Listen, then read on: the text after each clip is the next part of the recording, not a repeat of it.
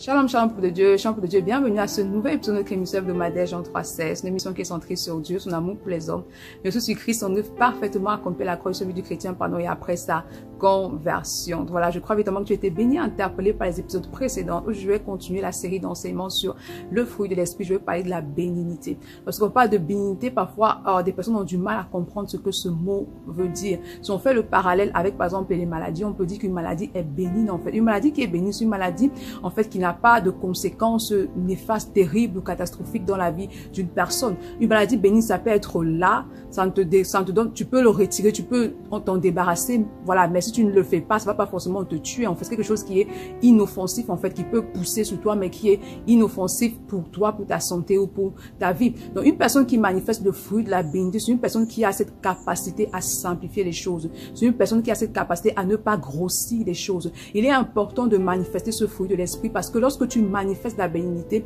alors cela veut dire que tu marches pleinement dans la foi. La bénignité te permet de demeurer dans la foi. Lorsque les difficultés frappent, lorsque l'ennemi vient pour t'ébranler, lorsque la réalité en fait s'oppose à la parole de Dieu, lorsque tu manifestes la bénignité, tu as cette capacité à simplifier ce que tu vois, à simplifier la réalité, à rendre les circonstances, les difficultés, les déserts petits et à voir Dieu grand. Donc, il est important parce que tu dois marcher sur base de la parole. Ta foi mène ce que tu entends mais de la parole de Dieu. Donc, lorsque tu es en Christ, tu dois manifester la bénignité parce que la bénignité te permet de demeurer dans la foi en la parole de Dieu. Donc, tu simplifies et tu méprises toutes choses. La bénignité te permet également de simplifier ce que les autres peuvent te faire. Lorsqu'une personne te fait quelque chose, tu simplifies cela. La Bible dit que tu dois aimer ton prochain comme toi-même. C'est l'amour qui te permet d'agir avec bénignité en fait envers tous ceux qui t'entourent. Parce que lorsque tu aimes une personne, tu as cette capacité à être patient, à ne pas trop parler, à simplifier tout. Pourquoi? Parce que tu veux la paix. La Bible dit rechercher la paix avec tous sans laquelle nul ne verra Dieu. Rechercher la paix et la sanctification sans laquelle nul ne verra Dieu.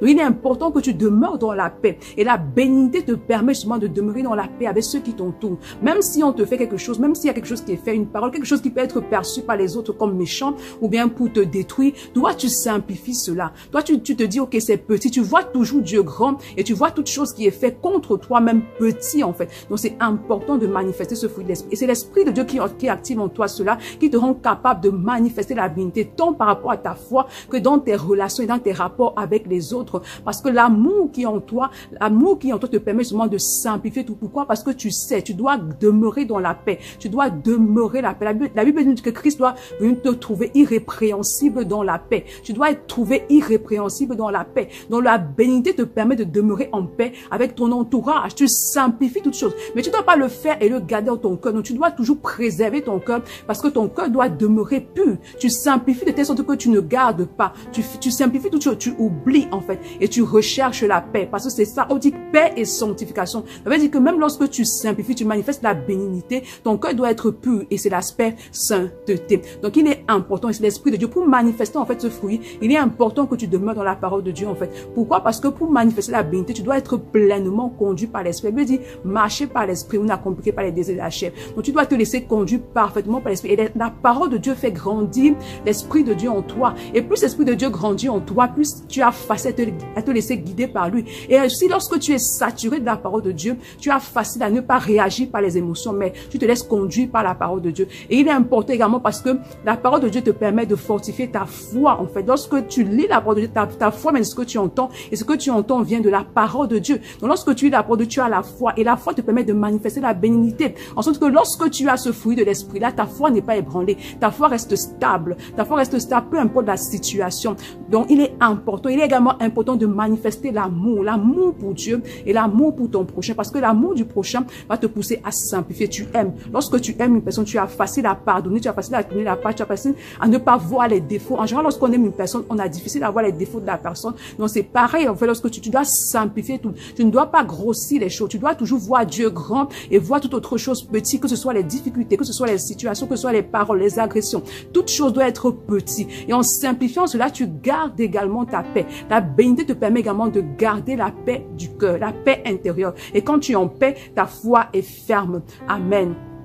Voilà, je vais t'inviter vraiment à la prière. Tu vas demander au Seigneur de déposer en toi vraiment la soif de la parole. Demande au Saint-Esprit de Dieu d'activer en toi le désir de demeurer dans la parole de Dieu en fait. Demande-lui d'activer en toi ce désir, la soif et l'amour pour la parole de Dieu. Demande-lui de fortifier, d'affermir ta foi. Demande également à l'Esprit de Dieu de déposer en toi l'amour pour les autres. L'amour qui va te permettre justement d'être patient, de manifester justement la passion, de ne pas grossir toutes choses et de voir Dieu grand. Demande également à l'Esprit de Dieu d'accorder encore, de grandir dans ta révélation du Seigneur. Parce que plus tu vois Dieu grand, plus tu auras facile à voir toute autre chose petit, qui puisse vraiment t'aider à voir Dieu grand chaque jour, qu'il augmente la révélation que tu as de Dieu au travers de la parole de Dieu. Amen. Je prie vraiment que cela soit ta portion, que le Seigneur te fortifie, que l'Esprit de Dieu te rende capable de manifester la bénédiction, qui te donne un cœur qui est sensible, qui est disposé véritablement à agir avec simplicité, à simplifier toutes les choses, qui te donne un cœur pur, un cœur qui ne garde rien, mais un cœur qui est rempli de l'amour, de la compassion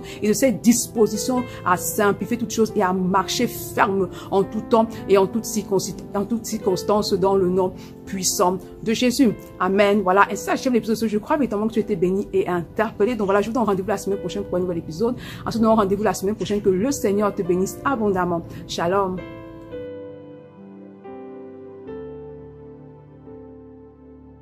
Bonjour à tous. Par cette vidéo, je viens pour vous inviter à la foi chrétienne d'évangélisation La Foukreva qui se déroulera le 22, 23 à 24 décembre 2022 à Yaoundé au stade Omnisport Femmes d'ENA. La Foukreva, ce sera 3 jours intenses. Il y aura diverses activités. Nous aurons tout d'abord des consultations médicales gratuites. Il y aura le personnel médical qui sera là pour consulter toutes les personnes qui seront sur le site de la foi. Il y aura également la distribution en fait des médicaments et des lunettes pour tous ceux qui en auront besoin. Il y aura également la distribution des dons aux orphelins et aux veuves. Il y aura également un concert gospel qui sera accompagné par une remise de prix. Et également pour tout chrétien qui a une activité, qui a un produit, qui veut exposer en fait quelque chose, il y a la possibilité de pouvoir louer des stands en fait durant les 3 jours de la Foukreva. Donc ne manque pas cet événement et ne manque pas de partager l'information afin que le maximum puisse être au courant de cette grande campagne d'évangélisation qui se fera 22, 23, 24 décembre au Cameroun à Yaoundé. Shalom.